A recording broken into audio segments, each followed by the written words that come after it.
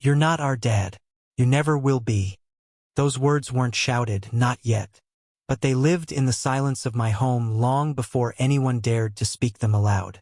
I felt them in every shrug, every smirk, every time Christine's children looked past me, as if I were a shadow cast by someone else. It was in the way their eyes lingered on Rick, the father who barely showed up, like he was a king returning from exile, while I remained the servant keeping their world in order. My name is Alex. I'm 43 years old, and for most of my adult life, I believed in a simple creed. Love and effort can build anything. A home, a marriage, family. Blood might bind people, but choice, sacrifice, and presence. That was the true foundation of kinship. Or so I thought. When I married Christine, she came with 2 children. Josh, then 10, and Lily, just 8. I had no children of my own. No ex-wife in the background. No complicated custody schedule. No echoes of a life I left behind. I walked into marriage with her unburdened and ready. I told myself I was gaining an instant family, that all I had to do was step into the role and live it every day until they saw me for who I was. I wanted to prove to Christine that her choice to remarry hadn't been a gamble, that I would be solid, steady, unshakable. So I became present. Always present. When Josh had basketball practice, I drove him. I sat on freezing metal bleachers while my back ached and my ears rang with the sound of sneakers squealing on varnished wood. I clapped until my palms stung, cheering louder than anyone, even when Josh rolled his eyes at me. When Lily's math homework reduced her to tears, I knelt beside her desk and worked problem after problem, hour after hour, until her hands stopped trembling and the fear in her eyes gave way to understanding. I praised her victories as if they were my own. Every summer I found camps for them. Sports clinics, music lessons, coding workshops. I paid for it all, even when Christine and I had quiet fights at night about the money. She said the costs were too much, but I told her this was what kids needed. Opportunity, experience, a chance to grow. I bought Josh's basketball shoes, even when he demanded a brand I couldn't understand. I paid for Lily's art supplies, sketchbooks that piled up in her room like towers of forgotten dreams. Their father, Rick, hovered like a ghost. He never disappeared entirely, never gave me the clean break of absence. He lived across town, close enough to visit but distant enough to be unreachable when responsibility called. He came at Christmas with boxes wrapped in glittery paper. He appeared on birthdays with cash in a card, signing his name with a flourish that carried more weight than the money inside. Sometimes he showed up on Easter, standing in the doorway with that sheepish smile, smelling faintly of whiskey, carrying chocolate eggs like offerings of penance. And with that, he remained Dad. Always Dad. The title was his by default, by the accident of blood. No matter how few hours he logged in their lives, no matter how absent he was when their braces came loose or their teachers called home, the word clung to him like a crown he hadn't earned. And me? I was the man in the house. Reliable, useful, but never enough. Josh always referred to me by my first name when he spoke to his friends. Lily never introduced me as her father at school events. I was always my mom's husband, or just Alex. Sometimes I caught teachers' faces when the truth slipped out, that I wasn't the father, only the stand-in, and their eyes softened with pity. Those looks carved me deeper than words. They reminded me that no matter what I gave, I would always be second in line, always the man doing the work but never receiving the title. Still, I clung to hope. I told myself that respect grows slowly, like roots beneath hard ground. That if I kept showing up, if I kept sacrificing, one day they would look at me and see more than a placeholder. That one day, in some quiet moment, Josh would thank me without being told, or Lily would slip and call me Dad, not out of obligation but instinct. 7 years passed that way. 7 years of schedules, payments, and quiet labor. I built my identity on being dependable, thinking dependability would be rewarded with love. I thought Christine saw it too, that in her silence was a kind of trust, that she didn't defend me against her children's dismissals because she believed in time I would win them over myself. I thought patience would bridge the gap, but there were cracks. Small ones at first, like hairline fractures in glass. Jokes made in passing. Josh laughing with his friends about how Alex always drives, That's what he's good for. Or Lily muttering under her breath that Alex just pays for things, he doesn't get it. Christine would hear, and instead of correcting them, she would sigh, let it pass, change the subject. I tried not to notice. I told myself teenagers were cruel by instinct, that they didn't mean it. But each remark lodged in me like a splinter. The hardest part wasn't their rejection. It was Christine's silence. Every time she failed to defend me, every time she let their words hang in the air unchallenged, I felt another piece of ground slip out from under me. I began to realize that her loyalty wasn't divided. It was absent. She didn't want conflict. She wanted peace. And to keep peace, she let me carry the burden of disrespect alone. I kept waiting for the moment when the scales would tip, when all the hours and dollars and sacrifices would outweigh the apathy, when the kids would see me for what I truly was. That moment never came. Instead, what came was the slow, steady realization that I was not building a family, I was funding one. That I was not a father, I was a function. That all my effort, all my love, all my patience had bought me only a role. The wallet, the driver, the silent presence at the edges of their real family picture. And though I couldn't admit it then, a storm was already building. I had set myself on a path of constant giving, and sooner or later, they were going to take one thing too many. I didn't know it yet, but I was already standing at the edge of the breaking point. The trip was supposed to be my gift. My last desperate gamble to stitch us together before time scattered us further apart. Josh was 17, a senior now with college on the horizon. Lily was 15, already drifting into that foggy distance where a parent's voice becomes background noise. I thought if we had 1 week, just one uninterrupted stretch of days where we weren't swallowed by schedules, practices, or the constant distraction of screens, we might finally feel like a family. So I planned it all myself. Christine didn't lift a finger. She asked what I was doing, but I didn't share the details. I wanted it to be a surprise, something they would never forget. I rented a lake house in Wisconsin, a place where the water glistened like glass under the sun, where the air smelled of pine and earth instead of exhaust and asphalt. $6,000 for the rental, the boat, the fishing gear, the food, the extras. Every cent came from me. When I clicked confirm on the reservation, I felt a flicker of pride, almost joy. I imagined their faces lighting up when I revealed it. Christine smiling at me with that rare softness I hadn't seen in years. The kids realizing that I wanted nothing more than to give them memories that would last a lifetime.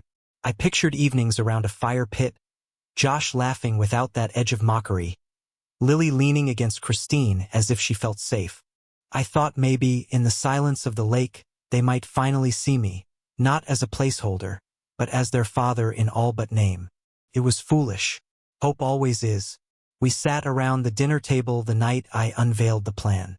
The house was quiet except for the clink of silverware and the steady hum of the refrigerator. Christine looked tired, her face pale under the kitchen light. Josh had his phone on his lap, thumbs twitching. Lily sat slouched, her hair covering half her face, pushing peas around her plate like they were enemies to be outmaneuvered. I cleared my throat, the way you do when you're about to announce something important but don't want to sound like you're begging for attention. I booked something, I said. Christine glanced up, blinking. Booked what? A trip. Next week. I rented a house on the lake in Wisconsin. Boat, fishing gear, everything. Thought we could use some time away. Just us. For a moment silence held. Josh finally lifted his eyes from his phone. Lily froze mid-bite. I searched their faces for some spark, some flicker of excitement. Nothing. Christine forced a small smile, the polite kind people give strangers. That sounds nice. But it was Lily who spoke next, her voice sharp and flat, slicing through the moment like a blade. You're just a wallet here, not a father. The words hit me with the precision of a sniper's bullet. There was no hesitation, no stumble. She said it like she had been waiting, like she had rehearsed. She said it like truth. Christine's fork clinked against her plate, but she didn't speak. Not a word. She didn't defend me, didn't scold her daughter, didn't push back against the cruelty hanging in the air. She just kept her eyes down, her silence louder than anything Lily had said. I felt the blood rush to my ears, my chest tightening until every breath was an effort. I forced myself to stay calm, to swallow it like I had swallowed every slight before. But then Josh added his voice. Not with fire, but with a smirk, casual as if he were only confirming what had always been obvious. Yeah, she's right. Our real dad should be the one making decisions about trips, not you. Our real dad. Those words burned more than anything Lily had said. Because Rick, this so-called real dad, wasn't there. He was never there. He didn't plan trips. He didn't sit through practices. He didn't help with homework. He drifted in for holidays and left again, always leaving me to clean up the mess, always leaving me to pay the bills. Yet in their mouths he was real and I was counterfeit. I stared at them across the table, my own face reflected in the polished wood like a man already erased from his own life. Christine stayed silent. She didn't even look at me. I thought about every mile I had driven Josh, every problem set I had worked through with Lily, every late-night calculation of bills to make sure they never went without. I thought about how many times I had told myself that patience would be enough. And in that instant I knew. Patience was dead. Their words weren't slips of the tongue. They weren't tantrums. They were truth, spoken plainly, meant to wound, and Christine's silence made her complicit. I had been dismissed, not in anger, but in certainty. You're just a wallet here. Our real dad should decide. The room spun around me. I tried to swallow, but the air itself tasted like ash. I wanted to shout, to slam my fist against the table, to demand Christine speak. But I didn't. I just sat there, staring at the people I had carried for 7 years, realizing that I was nothing more than the scaffolding holding up their lives while they decorated it with another man's name. That night, I lay awake, staring at the ceiling. Christine's breath was steady beside me, the sound of someone untroubled, someone who hadn't heard their husband's heart shatter at the dinner table. The words replayed in my head, over and over, until they became a chant. You're just a wallet, a real dad, not a father. By dawn, I wasn't broken anymore.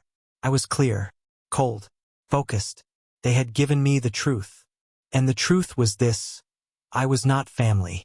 I was function, and functions can be shut off. The morning after their words, I didn't speak. I moved through the house like a ghost, quiet, deliberate. Coffee brewed, toast popped. The kids bickered in the hallway about whose turn it was to use the bathroom. Christine hummed faintly as she folded laundry in the living room. It looked like any other day, but inside me something had broken cleanly, like glass shattering in silence. I thought betrayal would make me scream. I thought rage would come hot, wild, unstoppable. But it didn't. What came instead was calm. The kind of calm you feel when you've stopped struggling against the current and let it carry you wherever it intends. Their words the night before had led something in me, and in its place was clarity. You're just a wallet here. Our real dad should decide. Very well. If I was nothing but a wallet, then the wallet would close. At noon I called the bank. My voice was even, my hands steady. Cancel the linked cards for Lily, I said. Freeze the account. Effective immediately. The operator confirmed, cheerful, oblivious to the storm those words would ignite. Next, I called the club where Lily took her art classes. Terminate the membership, I told them. They protested, said she had prepaid sessions, that they would have to charge a penalty. I agreed to it without flinching. Money no longer had weight. I called Josh's basketball program, asked about upcoming dues, then canceled those payments too. And then, the final blow, the lake house. $6,000 already sunk into a dream that had been spat on. I could have canceled everything and taken the loss, but I didn't. No. Why should I hand back what I had earned? Instead, I shifted the reservation into my own name alone. The boat, the fishing gear, the cabin stocked with food, it would be mine. But I would not be alone. That afternoon I called my cousin Mike. His voice cracked when he picked up. He was in the middle of a divorce, his wife having gutted him with betrayal I knew too well. Come with me, I told him. 1 week on the lake. Just us. You need it.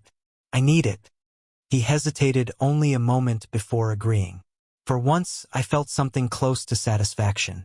If my sacrifices were wasted on those who mocked me, I would give them to someone who understood their value. The first explosion came from Christine. She found out when Lily tried to use her card to buy clothes online that afternoon. Declined. Lily stormed into the kitchen, her face red, her voice shrill. "What the hell, Alex? Why isn't my card working?" I didn't even look up from my laptop. "Because it's no longer active." She froze, uncomprehending, then spun to her mother. "Mom, do something." Christine's eyes narrowed, her voice breaking. "Alex, what did you do?" I closed the laptop, slowly, deliberately. "I did what you and your children have been saying for years." I stepped back. I canceled the cards, the memberships, the payments. All of it. If I'm not a father here, then I won't act like one when the bills come due. Christine's face drained of color. "You can't be serious." "I'm perfectly serious." Her voice cracked, turning sharp. "That's too harsh. They didn't mean anything by it. They're kids. Teenagers say cruel things." I stood.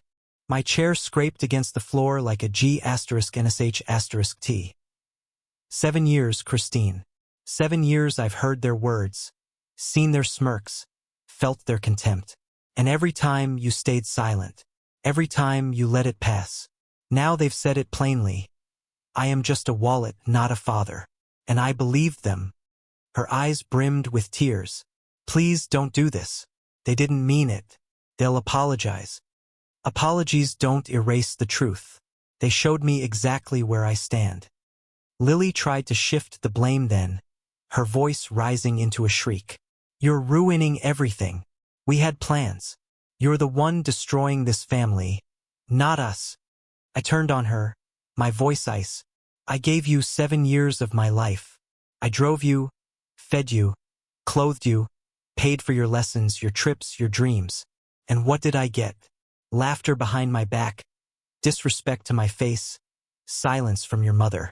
I am done being the backup adult you ignore until you need something." Josh walked in during the chaos, holding his phone. His face was pale. "My practice fees got canceled. Coach just called." I met his eyes, steady, unflinching. "Good. Maybe your real dad can cover them." For the first time, Josh's confidence faltered. His lips parted as if to argue, but no words came. Lily's rage sputtered out into silence. Christine covered her face with her hands, weeping into the kitchen light. I didn't raise my voice. I didn't argue. I simply delivered the truth. If respect is absent, then so is my money. You can't have one without the other. That night the house was heavy with tension. Doors slammed upstairs. Christine cried quietly in our bedroom, muttering that I had gone too far, that I was breaking something that couldn't be repaired. But I lay awake, staring into the dark, and for the first time in years I felt no weight pressing down on me. No guilt, no fear, just clarity. I thought about the lake house. I pictured myself and Mike out on the water, the boat rocking gently beneath us, the smell of pine and smoke in the evening air. I thought about silence, the pure, cleansing silence of a life where no one sneered at me while still spending my money. By the next morning, Christine's pleas had turned into bargaining. "Just reinstate Lily's card," she whispered. "She needs it for school. Just pay for Josh's fees, just until the season is over." I shook my head. "No, I'm finished. They told me what I am. Now I'm listening." Christine's tears fell freely then. "Alex, you've cut things off too harshly.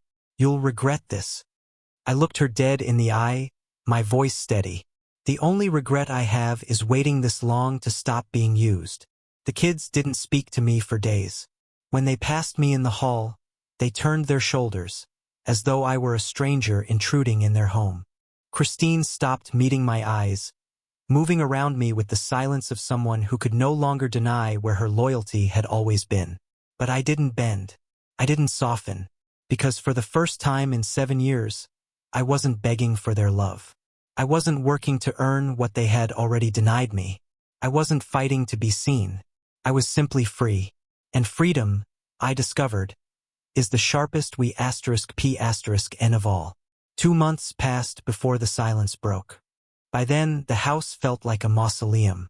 Conversations had shriveled to bare necessities. Lily stomped around with headphones in, glaring when I so much as glanced at her. Josh buried himself in basketball, staying late after practices, avoiding meals at home. Christine moved carefully, like someone tiptoeing over broken glass, her eyes avoiding mine in the mornings, her words clipped at night. I didn't chase them. I didn't beg. For once, I let the distance stretch. And in that distance, I began to breathe again. The trip I had planned, the trip that was supposed to save us, happened anyway. Just not the way they expected. Mike and I drove north together, the back of the car loaded with gear. He had a hollow look in his eyes, the kind you see in men freshly betrayed. But on the water he started to come alive again. We drank beer on the porch as the lake reflected the dying sun. We cast our lines into the stillness, and for the first time in years I felt the quiet bliss of being wanted. Not for money, not for what I provided, but for my company alone. It was everything my family should have been, and never was. When I returned, nothing had changed at home. If anything, the resentment had hardened. Lily *T daggers at me whenever I entered a room. Josh barely looked my way, though I caught him once, mid-practice, glancing into the bleachers, eyes scanning for me before he quickly turned away. And then, one morning, a folded slip of paper appeared on the kitchen counter. No greeting, no name on the outside. Just a single sentence scrawled in Lily's messy handwriting. "I'm sorry. I didn't think it was that serious." I stood there, reading the words again and again, the ink pressed too hard into the page, as if she had carved them out rather than written them. It wasn't much. It wasn't nearly enough to erase what had been said. But it was the first crack in the wall. A sign that perhaps, beneath her cruelty, she had felt the blow of my withdrawal. I didn't respond immediately. I let the note sit on the counter for a week, untouched, until Christine finally gathered the courage to ask me if I'd seen it. "Yes," I told her. "I've seen it." "And?" she asked. "And what? Are you going to forgive her?" I met her eyes for the first time in days. Forgiveness isn't a word. It's respect. When she shows me that, we'll see. Christine flinched, but she didn't argue. A few weeks later, at one of Josh's basketball games, it happened. He didn't speak. He didn't smile. But after sinking a three-pointer, he glanced up into the stands, and for a fleeting second, he nodded at me. Just a quick dip of the chin, nothing more. It wasn't gratitude, not yet. But it was recognition, acknowledgement, the smallest spark of what I had been starved of for 7 years. I didn't cheer. I didn't wave. I only nodded back. Christine wept that night in bed. She said she was terrified the family was unraveling, that the children were slipping away from her, from us. She said my decision had gone too far. I listened. I let her cry. And then I spoke the truth I had been carrying since that dinner table. "I'm not trying to prove myself anymore. Not to them. Not even to you. I've given everything I could, and all I've asked for is respect. If they can't give it, then I'll walk. I won't throw good years after bad." Her sobs grew quiet then. She didn't argue because she knew I meant it. From that night on, something shifted. I stayed. I didn't abandon Christine, but I no longer bent myself into knots to please children who dismissed me. I stopped reaching for affection that wasn't mine to claim. I gave when I chose to, not when they demanded. And slowly, subtly, they began to see the difference. The power had always been in my hands, they just never expected me to use it. Do I wish things were different? Yes. I wish Josh and Lily had ever once looked at me and said, "Thank you." I wish Christine had stood by me at that dinner table instead of shrinking into silence. I wish love alone had been enough to make us a family. But wishes don't build respect. Boundaries do. I understand now what I refused to face for years. Family is not blood. Family is not money. Family is not the hours you drive or the bills you pay or the birthdays you never miss. Family is respect, plain and simple. Without it, the word is hollow. Without it, the bond is already broken. Maybe Lily will learn that lesson as she grows. Maybe Josh already has, in that brief nod on the court. Maybe Christine will realize one day that her silence was as sharp as her children's words. Or maybe not. Maybe none of them will ever understand. And if that is the case, I am prepared. Prepared to stand alone if need be. Prepared to leave behind the house I built, the years I invested, the sacrifices I made. Because I will never again accept the role of invisible provider, the man who bleeds so others can spit in his face. I have one demand now, and it is not love. It is not gratitude. It is not even affection. It is respect. Without it, there is nothing. With it, perhaps there is a future. But I ask you, whoever reads this, whoever hears the words echoing out of my mistakes, was I wrong? Was I cruel to demand respect as the price of my devotion? Should I have endured the insults, swallowed the silence, kept paying for children who never saw me as more than a walking ATM? Or was this the only way left to show them that respect is not optional, that family without it is no family at all?